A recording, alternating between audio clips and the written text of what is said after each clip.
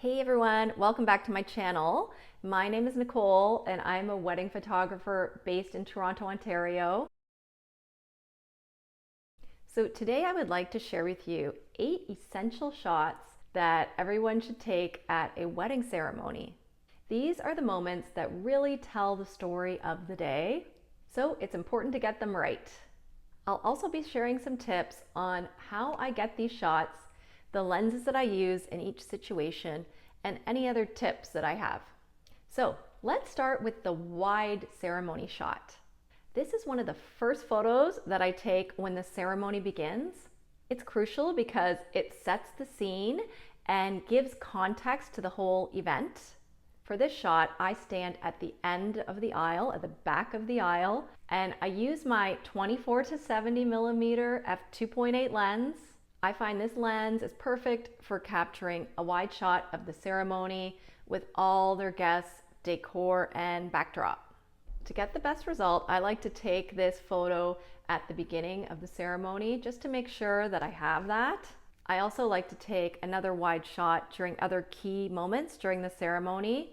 For example, I could take one during the ring exchange or during the vows. Next up are close-up shots of the bride and groom. These shots are all about capturing the emotion. Either it's great to have a photo of the groom with a tear running down his face as the bride walks up the aisle, or the bride smiling during the exchange of vows. For these, I like to move to the side of the ceremony, and I like to stand far back so that I'm unobtrusive. And I like to use my 70 to 200 millimeter f2.8 lens just so I can get a close-up shot of the bride or groom while staying far away. Indoors, I like to shoot with a wide aperture. Number one, because usually it's lower light indoors. Also, the wide aperture blurs out the background and really emphasizes the couple so that you capture the genuine emotion.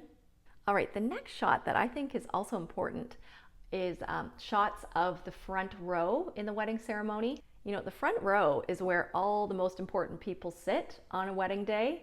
That's where you can find parents, grandparents, and other important family members. I love to capture candid reactions of people who are sitting in the first or second row. For these type of shots, I usually use my 24 to 70 millimeter lens again, just because I'm usually close to them because I'll be standing at the front side usually of the ceremony, and that lens works well for that distance. I also asked my second photographer to capture photos of people in the front row while the couple is signing their marriage license. All right, another important moment is the groom's expression as the bride is first walking down the aisle to meet him. You know, this is one of the most anticipated moments of any wedding day. So I always make sure that at this moment, I'm at the top of the aisle. I capture the bride walking with her parents towards me, and I'll spin around and I'll capture the groom's expression as well. For this shot, once again, I use the 24 to 70 lens. Sometimes I'll ask my second photographer to also try to capture the groom's reaction, but I always take both photos of the bride walking up and the groom's expression just to make sure I have those. Okay, what would a wedding ceremony be without the kiss? So obviously, capturing the kiss is a critical moment in any wedding day, and it's a moment you really can't miss. So usually for the kiss, I will position myself in the middle aisle. And once again, I have the 24 to 70 millimeter lens on my camera. This lens allows me to capture this moment really well. I can either focus in and crop them, or I can do a wider shot depending on the situation. I like being in the aisle for this shot just so I can get a clear view of the couple. And also, the next important moment happens immediately after the recessional, when the bride and groom walk down the aisle, and I need to be in the middle in order to capture that moment. So that brings me to my next important shot, which is the recessional. This moment is so great because the couple is usually so happy, and I usually get big smiles as the new couple walks down the aisle together. So for this shot, like I mentioned, I still would have that 24 to 70 lens on my camera, and I will focus in on the couple, and I will walk backwards to try to maintain a consistent distance between me and the couple as I continuously shoot as they walk down the aisle. A lot of times, if you're indoors, the ceremony can be quite dark, and capturing walking shots, walking backwards with low light is very tricky. So if there is low light, if I'm indoors and it's quite dimly lit, I will use my flash as I backpedal and capture those images to freeze that moment. Also, often I will need extra light on their faces at that point to see their faces clearly. If there's like a white ceiling in the room, I will direct my flash behind me and I will bounce it off the ceiling, and that will illuminate the bride and groom with soft, even light. But if there's nothing to bounce off of, I will just spin the flash around and shoot it directly at the couple, just to ensure that I have a well lit, crisp image of them walking down the aisle.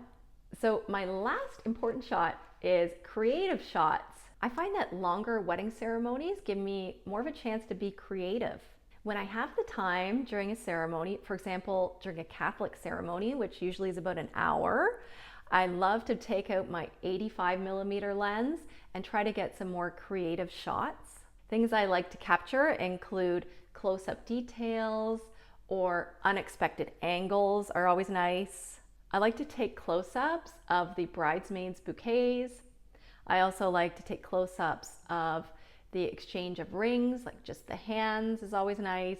These creative shots add a little more variety into the wedding gallery, and they look really nice in a wedding album paired with the wider shots that show the whole scene.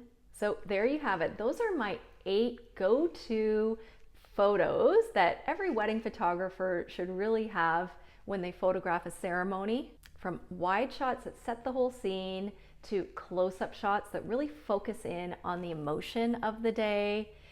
These shots, when combined, will help you tell the full story of the wedding ceremony. So I would love to hear from you. What are your must-have shots during a wedding ceremony? Please let me know in the comments below.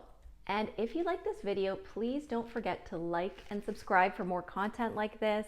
Thank you so much for watching, and happy shooting. Bye.